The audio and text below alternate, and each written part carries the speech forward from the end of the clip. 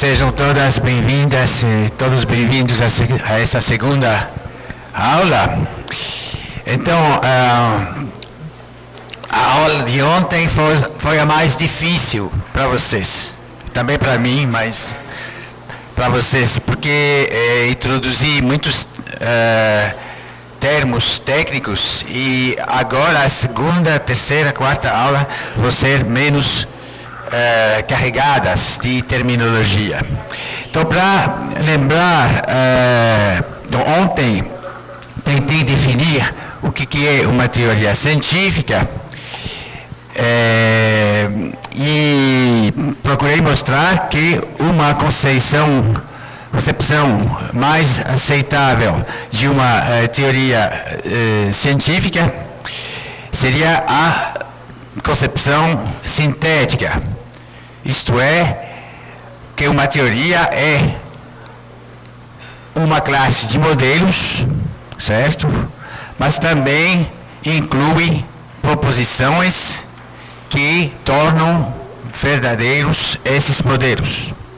Então, essa concepção sintética das teorias tenta combinar as vantagens e evitar os defeitos da assim chamada concepção semântica das teorias, a concepção de modelos, e a abordagem sintética das teorias, que concebe as teorias como sendo compostas unicamente de proposições.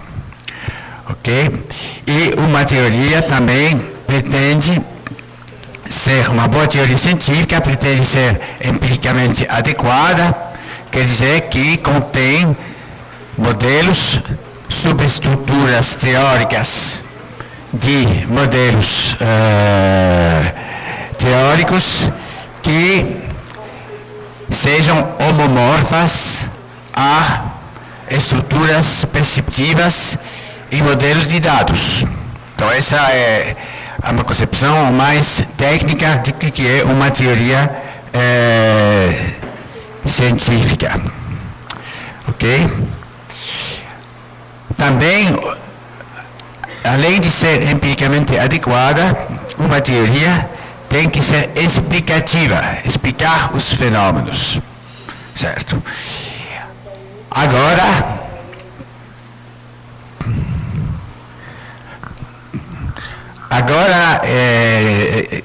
nessa aula, eu queria discutir a questão da verdade, ou da verdade aproximativa, parcial, aproximativa, das teorias científicas. É o debate que concerne o realismo científico.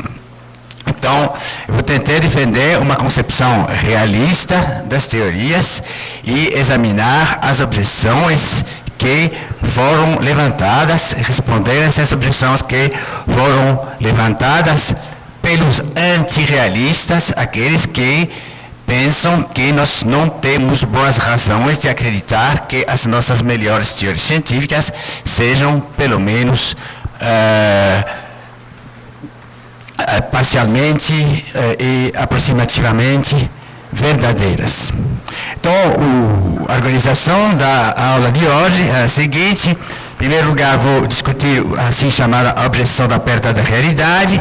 Depois, o argumento mais forte, a meu ver, o argumento antirrealista mais forte da subdeterminação das teorias pelos dados empíricos. Também, paralelismo com a experiência ordinária e o retorno à explicação. Eu vou voltar a desenvolver mais o que conta como uma explicação no quadro de uma teoria científica. Depois uma pequena conclusão. Então, em que medida é uma teoria científica verdadeira? Essa questão tem dois vertentes. Tem o vertente epistemológico. Trata-se, em primeiro lugar, de uma questão epistemológica sobre o alcance e os limites do conhecimento científico. Então, em que medida temos razões, boas razões de acreditar na verdade das nossas teorias. Questão epistemológica, que diz respeito ao nosso conhecimento. Segunda questão é uma questão metafísica, porque nós temos que nos interrogar sobre a natureza das realidades das quais falam as teorias. Mas não basta dizer que o elétron, por exemplo, é real, temos que explicitar o que entendemos por real, certo? Então essa é uma questão metafísica. E então a questão epistemológica é de examinar os argumentos a favor da verdade das nossas teorias e da existência dos objetos sistemas que são inacessíveis à observação. Então eu defenderei também uma concepção correspondista da verdade e uma versão moderada de realismo científico.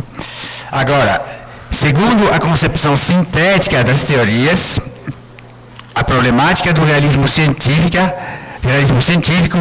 deve ser considerada sob dois aspectos.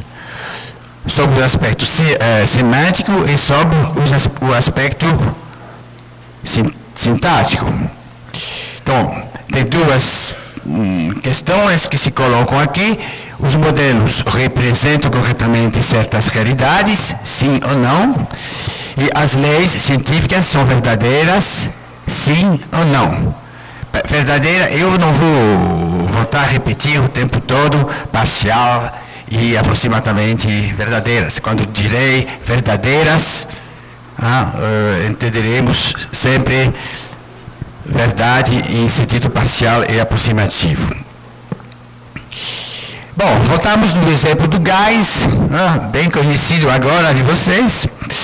Então, na modelização de um gás em expressão e concentração, nós temos selecionado no fenômeno as propriedades de volume, pressão e grau de calor, certo? Bom, aqui introduzo um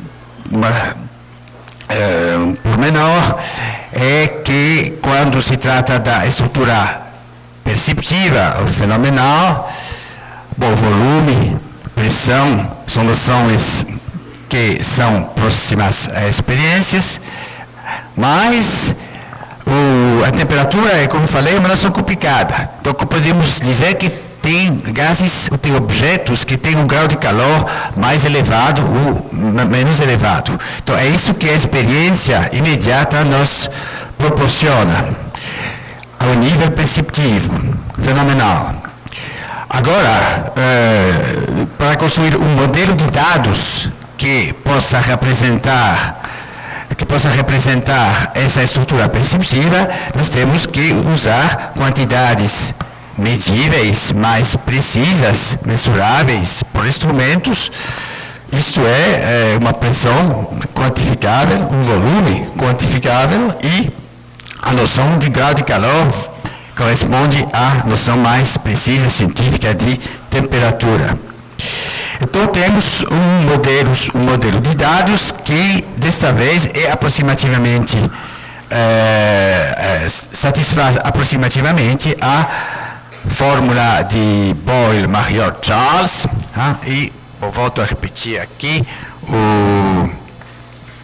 temos o modelo de dados e a estrutura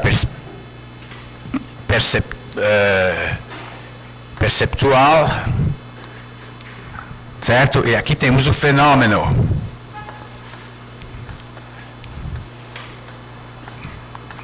No caso do gás, não tem gás, temos a estrutura perceptual, pressão, volume, grau de calor.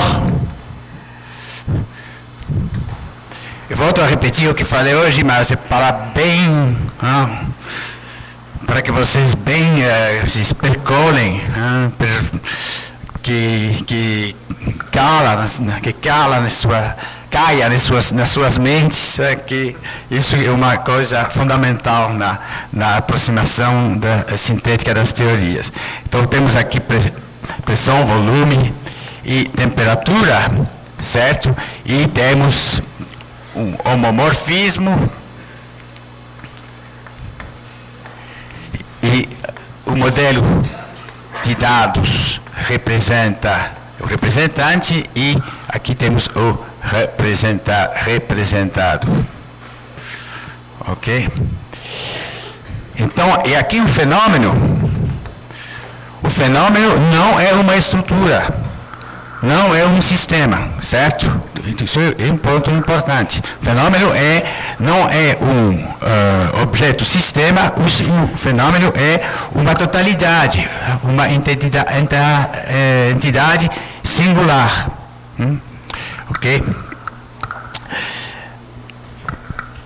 Então, o modelo de dados pode ser imerso, incluído numa estrutura mais abrangente, uma estrutura teórica que contenha uma subestrutura empírica, mas também teórica, isomórfica ou homomórfica ao modelo de dados. E queremos naturalmente que os valores calculados por meio de teoria cinética, esses valores calculados correspondem com precisão maior possível aos valores medidos por meio de instrumentos da pressão, volume e temperatura. Em tal caso, podemos dizer que se para todos os gases, todos os valores possíveis da pressão, do volume e da temperatura, sempre tem uma subestrutura empírica isomórfica ao modelo de dado, aí podemos afirmar que a teoria é empiricamente adequada. Então, a teoria cinética dos gases é uma teoria empiricamente adequada. Ok?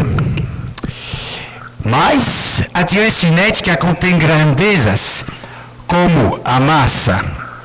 Então, segundo a teoria cinética, para lembrar, segundo a teoria cinética, a hipótese de base, que chamei a hipótese de base da teoria cinética dos gases, é que um gás é constituído de partículas, isto é, moléculas, cujo comportamento é descrito pelas leis da mecânica newtoniana, mecânica clássica das partículas, certo? Essa é a hipótese de base. Então, essas partículas, as moléculas, têm massa. E tem também uma velocidade. É uma velocidade média, que conta naquela teoria, que é uma teoria cinética dos gases, que é uma teoria estatística, é a velocidade média. Essas quantidades de massa e de velocidade não são diretamente observáveis. Quando se diz observável nesse contexto, quer dizer que não são acessíveis a quantidades não observáveis, são inacessíveis à observação imediata, direta, sem instrumentos pelos 5 sentidos. A visão tem um papel privilegiado no desenvolvimento da ciência. Ok? Então, no quadro semântico, a questão do realismo se põe a 2 níveis distintos. Em primeiro nível, temos que interrogarmos sobre a relação entre as estruturas que construímos, certo? As estruturas que são sistemas, isto é, conjuntos de elementos organizados por relações, certo? De um lado, e o fenômeno do outro lado, que não é um sistema, mais uma vez, que é uma entidade singular, uma totalidade. Então, a primeira questão é como que essas estruturas podem corresponder, ou talvez representar, em um certo sentido, o fenômeno. Ok? Primeira questão. Porque bom, estruturas, sistemas são de um lado, e entidades singulares, de outro lado, são categorias diferentes. Uma entidade singular não é um sistema não é uma entidade singular. Primeira questão. Então, o realista tem que responder positivamente a essa questão, tem que explicitar como essas estruturas podem corresponder com fidelidade, com correteza, e dar informação acerca desses fenômenos. Segunda questão é perguntar se as superestruturas. Então, aqui tem a subestrutura empírica e que temos as superestruturas, essa terminologia é devida a Ronald Geary, superestruturas que contêm elementos cujas propriedades e relações não são acessíveis à observação direta. Ok? Então, nós podemos perguntar uma outra questão: será que a massa e a velocidade média são propriedades reais? São propriedades reais das moléculas? O realista tenta responder de sim e dar argumentos a favor da resposta positiva a essa questão. Okay? Os filósofos do século XIX focalizaram principalmente esse segundo nível de análise. Então, a questão da correspondência das entidades inobserváveis, da existência das entidades inobserváveis. Ao passo que o primeiro nível, que é mais próximo da experiência, a questão de saber se, por exemplo, uma estrutura perceptual capta algo do fenômeno, captou menos atenção dos filósofos. Porém, a questão filosófica fundamental se põe nesse primeiro nível. E no livro The Scientific Image, 2008, Bas van Fraassen tem o mérito de se debruçar sobre essa problemática indevidamente negligenciada. Citação do Van Fraassen: como uma entidade abstrata, uma estrutura matemática,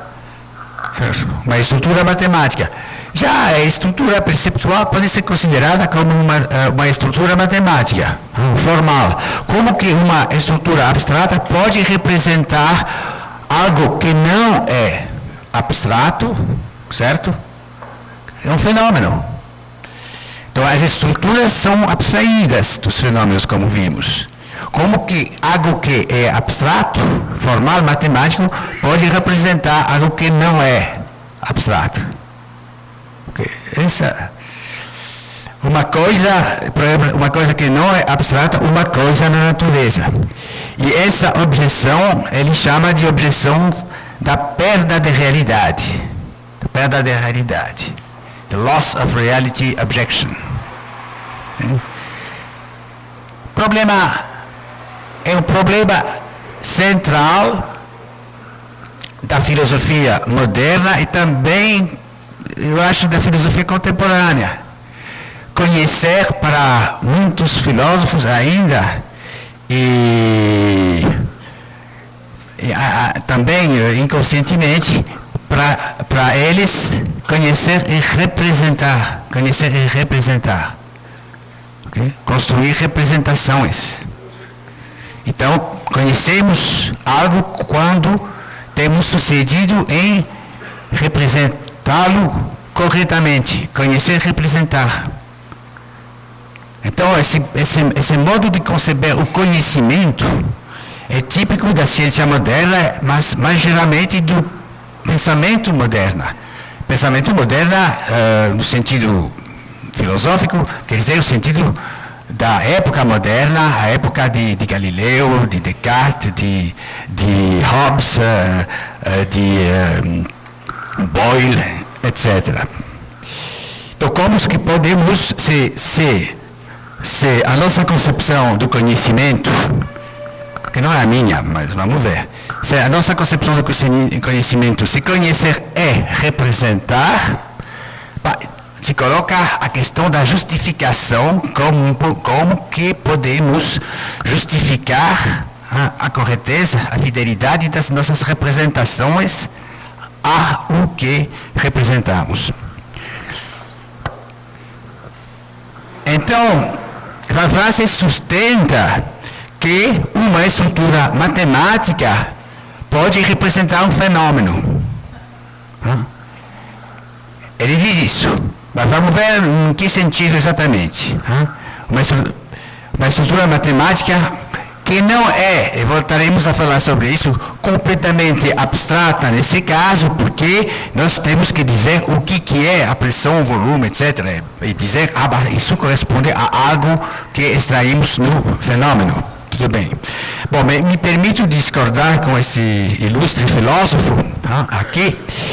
E o senso de representação, o sentido de representação que estou usando, que é o único que eu consegui entender, como falei para vocês, é essa relação matemática em termos de homomorfismos entre estruturas. Então, para que possa ter uma relação de representação, é necessário, uma condição necessária, que seja construída uma função representativa, um homomorfismo entre estruturas. Uma condição necessária, não suficiente, porque eu falei para vocês ontem que tem também o elemento indexical e também as convenções que são necessárias para o sucesso, o êxito de uma representação.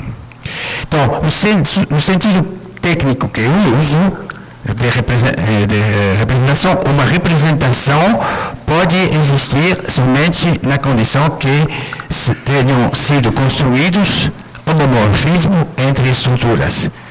Só estruturas podem representar outras estruturas, e só estruturas podem ser representadas.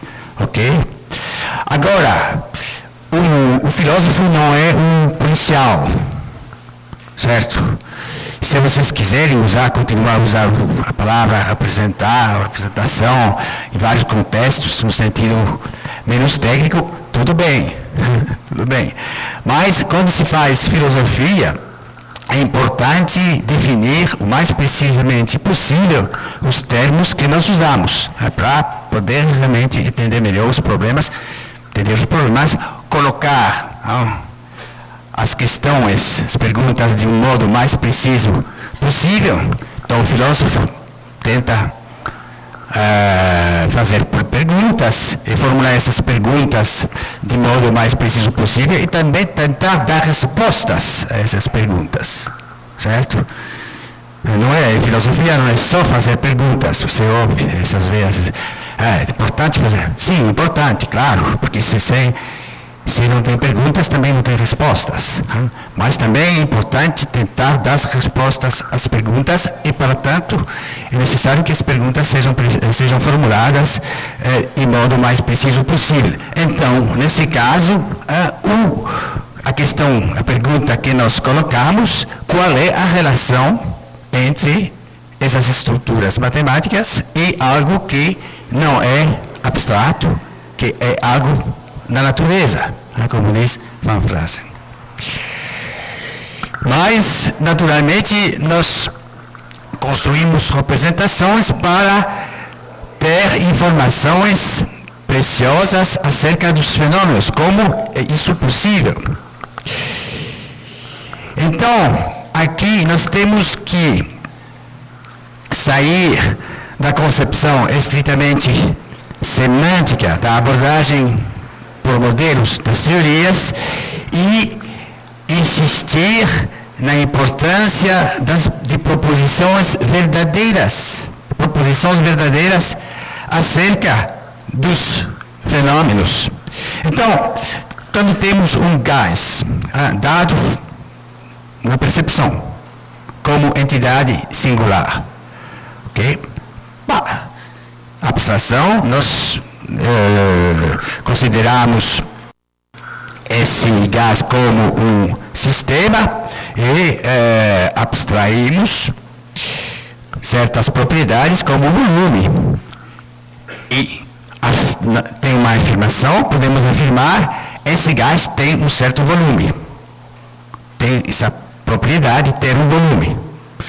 Que supomos ser uma proposição verdadeira, que o gás possui um volume. Mais adiante, tentamos medir esse volume, possuindo um modelo de dados, e, digamos, esse gás tem um volume de 1 decímetro ao cúbico, um decímetro cúbico. Então, essa proposição, o volume desse gás é igual a 1 decímetro cúbico, é uma proposição que supomos ser verdadeira. Então, essas são proposições que se chamam de proposições predicativas, que naquela proposição nós atribuímos um predicado a um predicado é um termo da linguagem. Por exemplo, ser duro, a mesa aqui é dura. Então, essa é uma proposição predicativa. Quando digo a mesa é dura, atribui uma propriedade de ser duro a essa mesa. O predicado é a palavra duro, ou ser duro. O predicado é o elemento da linguagem. O predicado designa uma propriedade.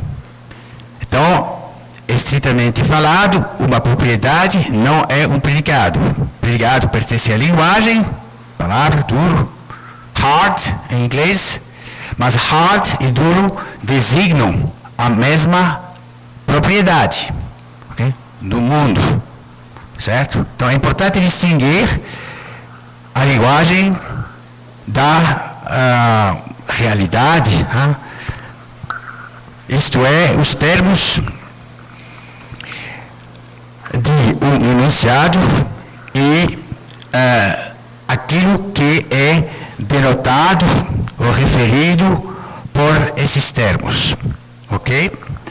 Então, em filosofia tem uma distinção clássica entre, de uma parte, os enunciados ou as frases.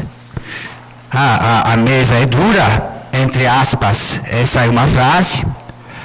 The table is hot, é outra frase em inglês. La table est dure, outra frase em francês, assim por diante. Ok? São frases, mas que descrevem, que tem um conteúdo. O conteúdo dessas frases, que são as frases ou enunciados, que são entidades linguísticas, entidades da linguagem, o conteúdo dessas frases são chamadas de proposições. Certo? Então, a proposição é o conteúdo de um enunciado. Bom, eu falo essa distinção, porque a distinção clássica teria mais, naturalmente, muito mais a falar sobre isto, mas no resto das minhas aulas, quando falarei de enunciado, entenderei, em geral, proposição. Porque conta é proposição. Não importa muito a linguagem, seja o inglês, seja o português, seja o francês, em que uma proposição vem formulada. Importante é o conteúdo. Então, uma proposição predicativa, ou antes, um enunciado predicativo, seria mais correto dizer enunciado predicativo, tem como conteúdo uma proposição que atribui uma propriedade a uma certa entidade. Ok? E, por detalhes aqui à parte, o importante, o que quero acrescentar, é que uma representação bem-sucedida do gás só tem êxito e contém informações na medida em que se apoia, se baseia sobre proposições verdadeiras. Mas se o gás não tem volume, estamos errados, então também a nossa representação não vai representar corretamente o gás, certo? Então,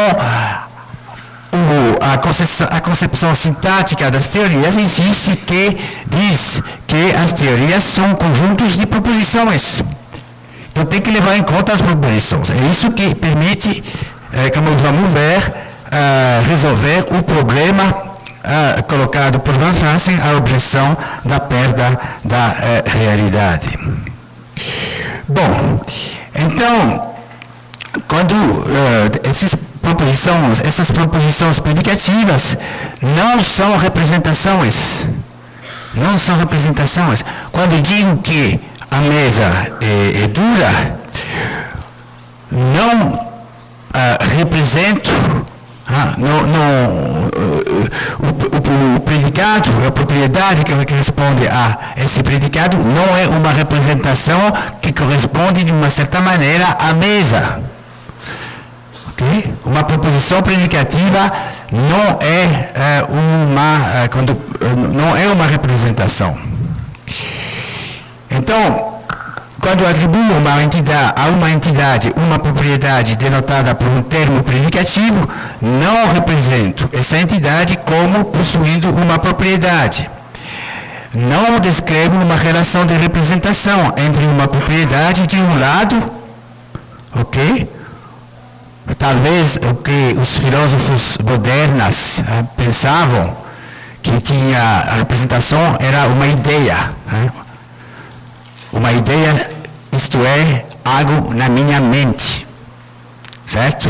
Para Descartes, para Hobbes, para Locke, para todos esses filósofos modernos, sejam empiristas, sejam racionalistas, uma representação era uma ideia mental, algo de mental.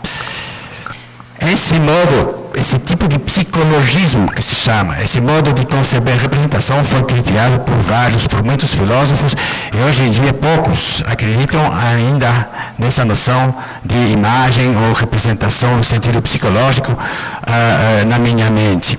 Então, bom, também não posso argumentar muito sobre esse ponto, mas quando afirmo uma proposição predicativa, mais uma vez, não estabeleço uma relação de representação entre uma imagem na minha mente, de um lado, e uma entidade no mundo.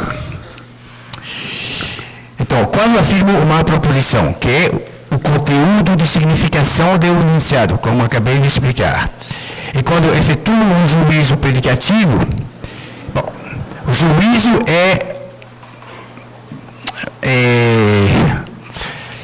bom, tudo bem, não vou entrar em detalhes demais aqui. Quando eu efetuo um juízo predicativo, quando faço uma afirmação, não estou cavando um abismo entre uma representação e um fenômeno, certo? Porque simplesmente não estou representando. Não há representação. Então, em um juízo de tipo perceptivo, atribuo propriedades a entidades fenômenas. Bom, uma palavra só sobre uma noção de juízo. E a diferença entre uma proposição e um juízo. Uma proposição é uma entidade que não é apropriada por um locutor em primeira pessoa. O conteúdo da proposição a mesa é dura, o conteúdo do enunciado a mesa é dura é uma proposição. Agora, quando eu digo a mesa é dura, eu afirmo, então faço um juízo, julgo. Sim. Julgo que essa mesa de fato é dura. Então, a diferença entre o juízo e a proposição é que o juízo tem essa apropriação em primeira pessoa de alguém que usa uma proposição e faz uma afirmação pessoal. Ok. Então, no juízo perceptivo, eu atribuo, qualquer um, mas em primeira pessoa, eu atribuo propriedades a entidades fenomenais.